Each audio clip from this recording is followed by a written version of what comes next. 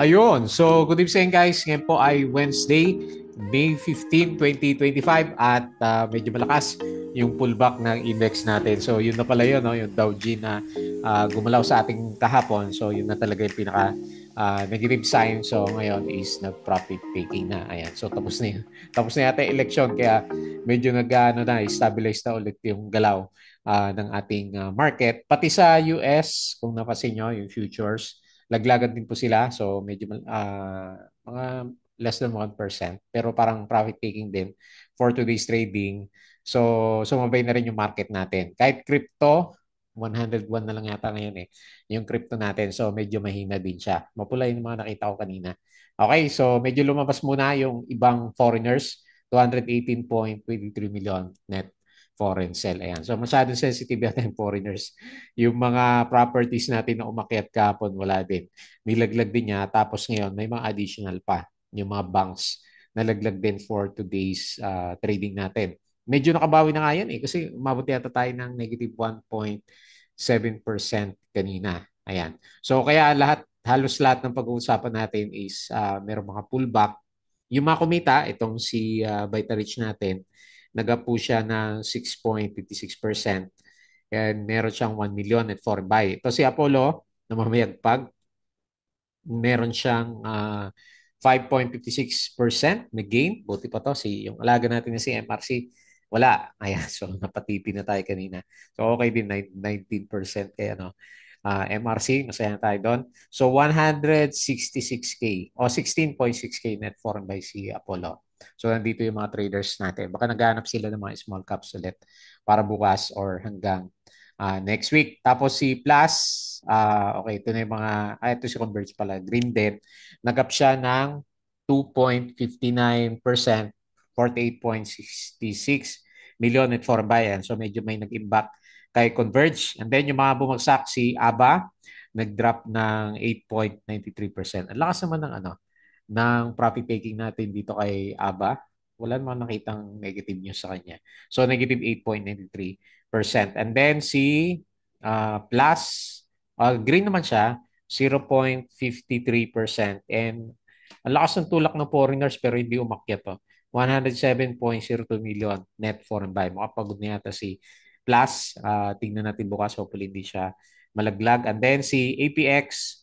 So, tingnan natin. Baka pag nalaglag naman yung US market mamaya, medyo mag-bounce naman ng konti. Ayan. So, sell on nyo si APX natin. Lumabas na yung earnings niya. Maganda yung earnings pero binenta pa rin siya ng ating mga traders. Baka pwede na ulit to. No? Ayan. Good, ano naman siya, good earnings. Negative 6.05% and meron siyang 7.53 million net foreign buy. Okay, so marami sa mga alaga natin is nalaglag.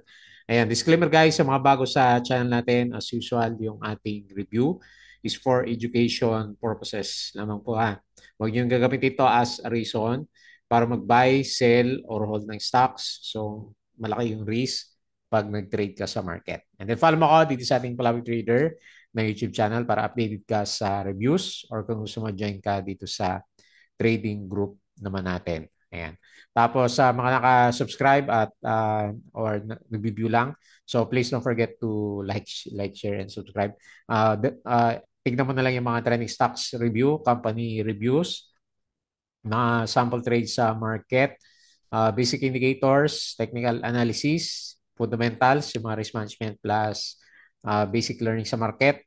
Sa crypto, follow mo ako dito sa ating Fluffy Trader Crypto ko to para sa mga meme coins, split or games, and cryptos.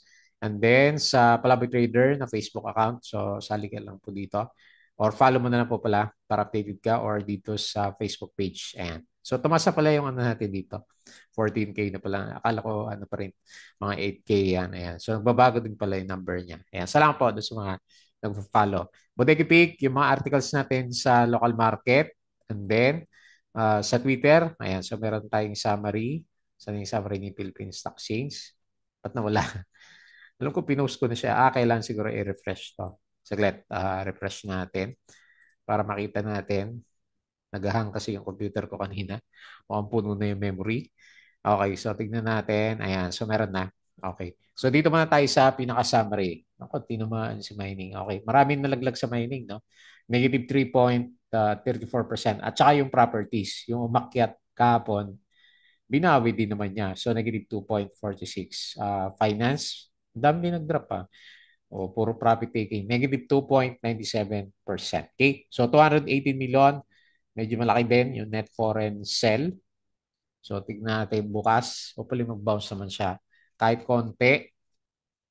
Tapos, ayan. So, massacre yung mga blue chips natin. SMPH, negative 4%. Kinain din yung galaw kahapon. GGS, shakeout lang siguro ito, no? Negative 4.30%. So, si GGS, pangit na naman yung ano, first quarter earnings. CNPF, minus 3.7. BPI, minus 3.4. Lalaki ng drop, ah. BDO, minus 3.4. Ayala Land, minus 2.55. Ayan, so mas marami sila. Sa winners, Converge, 2.59. SM, 2.3 by SCC. 1.56, AGI 1.36, and Jollibee positive 0.74%. Parang pangit din yung ano, yung earnings na nababasa ko kay Jollibee natin. Cebu, so maganda yung earnings niya, 18.3% Q1. So foreign funds sold, AUB, dami. BDO, BPIs, China Bank Security Bank, ASEN, Manila Water, SCC, ANI, DNL, IMI, AC, DMC, halos lahat. Ali, REITs, Globe, Ali, ayan, Globetel dito, Cebu Bloom, Pure Gold 7, TX, and ABSP. CREC, ano ba to? Okay, posted 8% rise. So, maganda daw first quarters. Tapos ito yung mga binili. Foreign funds bought, East, West, Metrobank, PSE, AP, Meralco, SPNEC, CNPF, GSMI, Aboitiz, AGI, MRC. Yeah. Congrats na lang sa mga, kung meron pa siyang galaw, nauna na ako kanina. Robinson Land, Converge, ICP, MAC, STI Plus, Robinson, Wilcon, APX, and OGP. Ayan, naghanap ulit tayo ng ano. Pupunta natin bukas. Balay ni Prutas, net income up by 13%.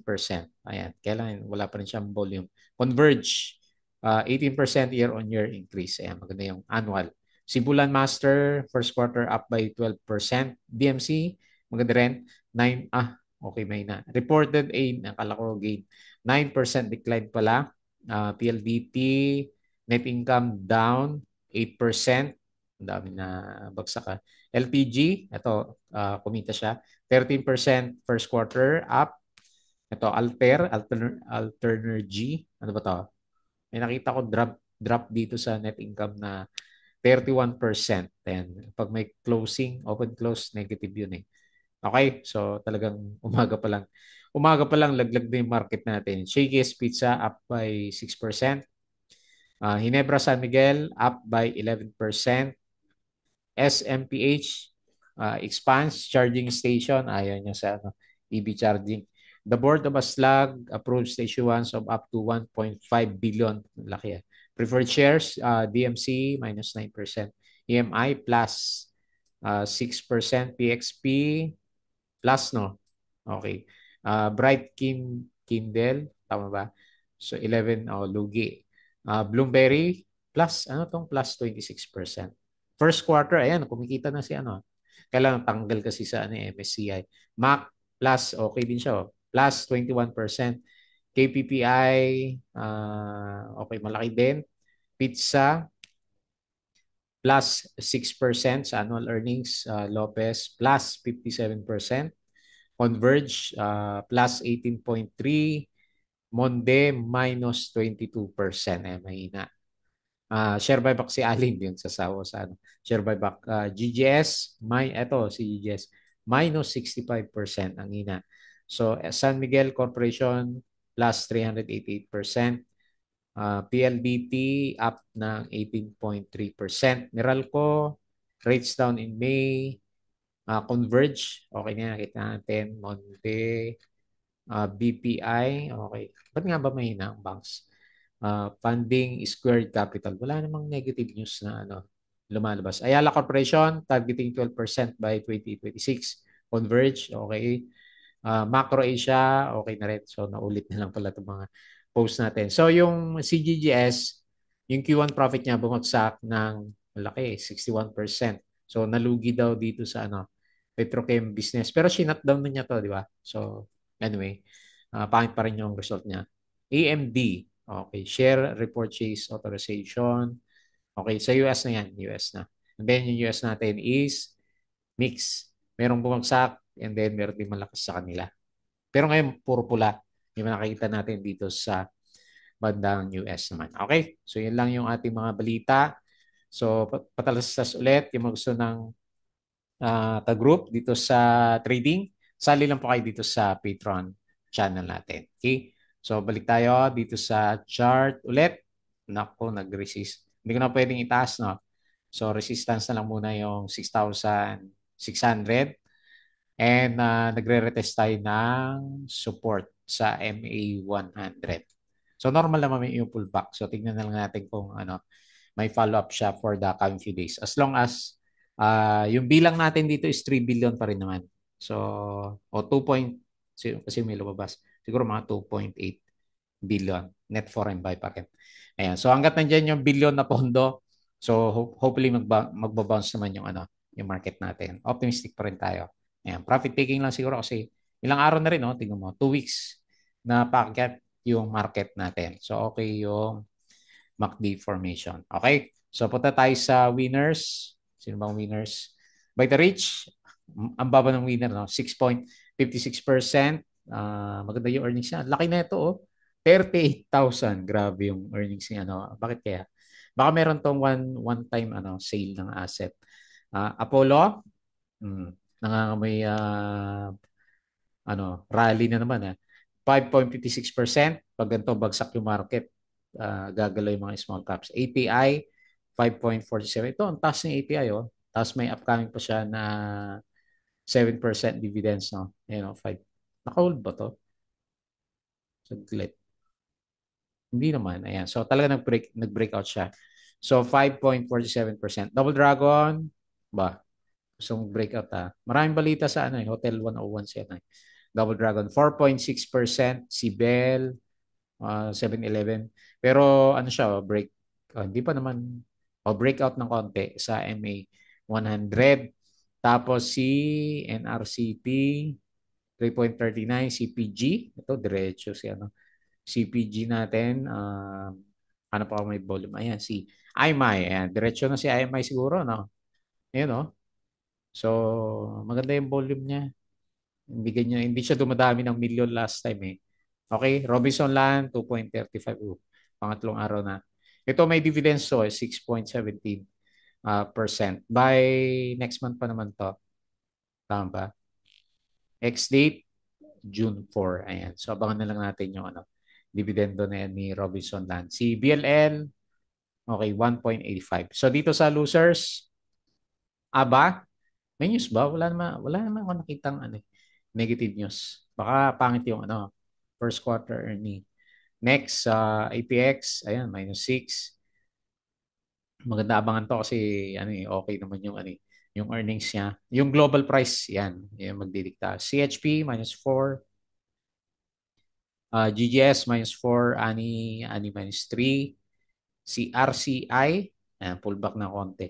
3.7, tapos si yung banks 3.4%. Profit taking siya, oh. Walang volume yung yung foreigners dito. Okay, so silip tayo ng konti sa global markets natin. Okay, so mapula. Mapula o mix? Mapula. Negative 0.53 sa S&P, Dow Futures negative 0.3, Nasdaq Futures 0.73. Okay? So European stocks mix, pero mas marami yung drop. And then Asian markets mix, pero mas marami yung green, no? O mas marami yung drop. Okay. So mahina din global markets. Tapos dito sa crypto, ayan, no? So laglagan na ulit. Ayan. Timing na lang ulit. 101K si Bitcoin, so drop. Ethereum 2.5, XRP 2.4, and drop 5%. Tapos si Sol, -5% na rin siya. Ang dami, ah. Ayan, laglagan muna. Dodge, -5%, and Shiba, -6.39%. Ayan, puro profit taking yung nakikita natin sa market. Okay, so pag-usapan natin yung trending stocks. Okay, so unahin natin si ABA dito sa listahan natin. So medyo malakas yung drop natin 8.93%. Hindi ko rin na-expect na magda-drop siya ng ganyan kalakas. So anong oras ba nangyari yan? Isang buhos lang ba? Hindi. So talagang iniunti-unti na nag-profit taking dito kay ABA natin. So meron ba tayong negative news kay ABA? Wala naman ako nabasa. So kung may alam kayo, paki-post na lang sa comment section pero profit taking nga siguro ang lalaki ng bigwas niya eh. So simula dito sa baba, ang taas na lang kasi 70% yung rally niya, di ba? Itong rally na to. So medyo prone nga siguro sa profit taking. So bago siya nag-collapse, meron siyang dalawang Dow G at saka isang bullish, rather bearish engulfing candle. Tapos Dow G ulit. Ayan. So tignan natin yung maalaga natin yung kagaya ni Plus pag meron lumalabas na ng mga Dow G. So ito actually ito yung pinaka-trend channel niya eh. Ayan, ay lumabas ng chart. Drawing na lang natin. Okay, so ganito yung nakikita natin na delay. Nakikita natin na galaw niya. Okay, retest muna. So hanap ko na support si ABA. Worst case scenario, retest dito sa 0.48 level. Pero bullish pa rin naman yung overall picture niya. So profit taking lang talaga, no? Malakas yung profit taking niya. So kung wala negative news, di okay. Si ano ba, Monde, saglit lang. Sabi kasi ni Ma'am April, unwarranted pero nakita natin nag-drop yung niya yung earnings niya. So anyway, hopefully malakas na profit taking lang.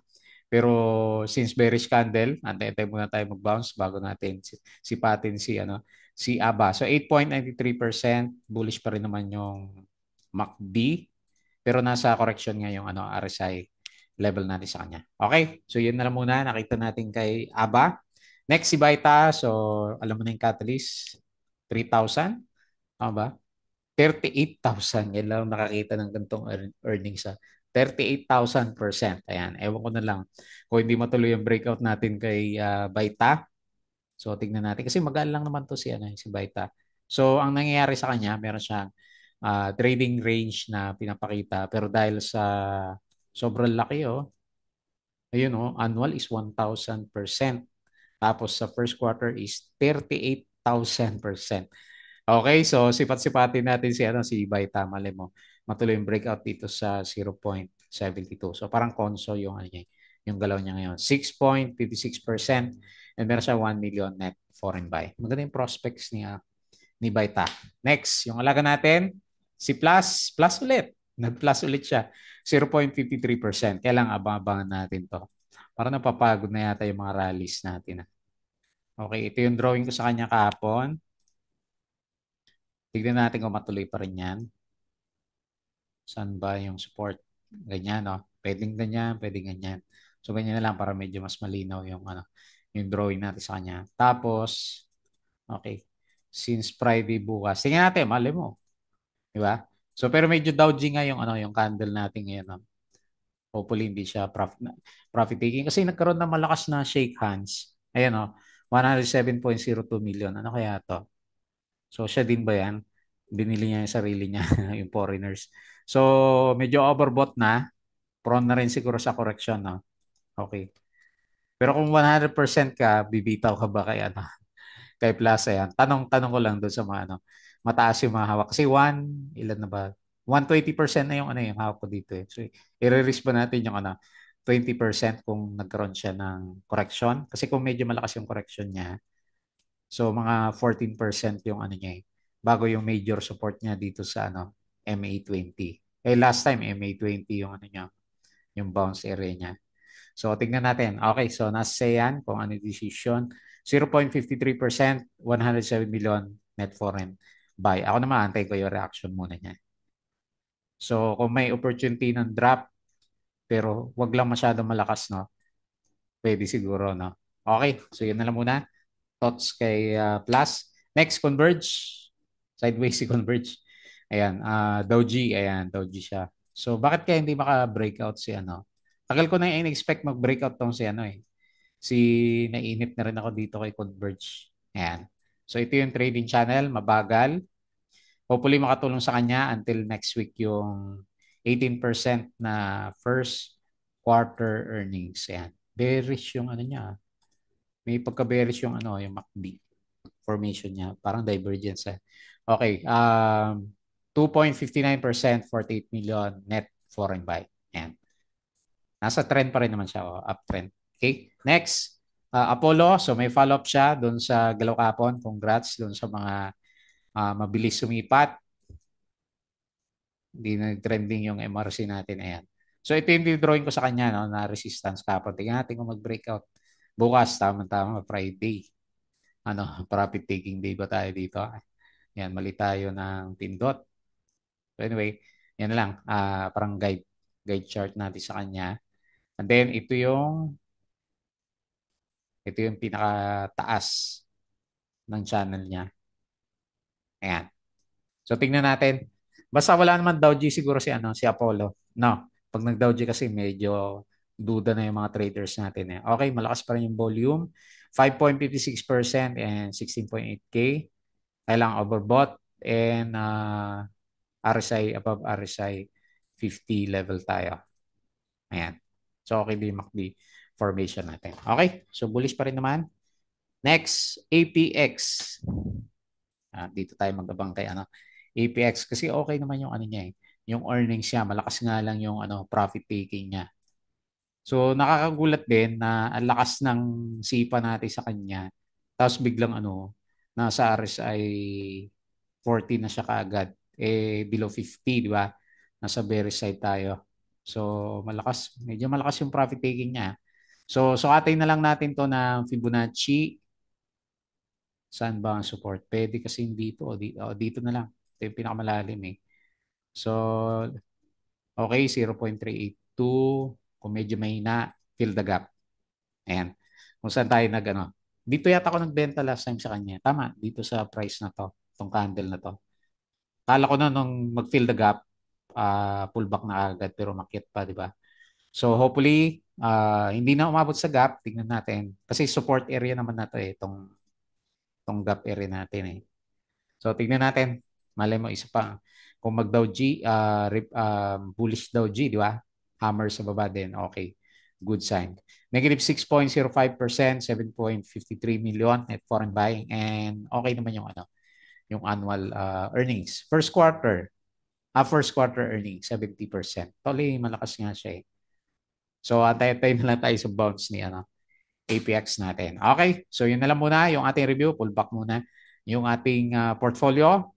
So, bukas tingnan natin. Hopefully, hindi additional profit taking bukas kasi mapula yung yung galaw ng US markets natin. Okay, so bakit tayo close? Please don't forget to subscribe dito sa ating Club Trader na YouTube channel. Join ka lang dito sa group natin.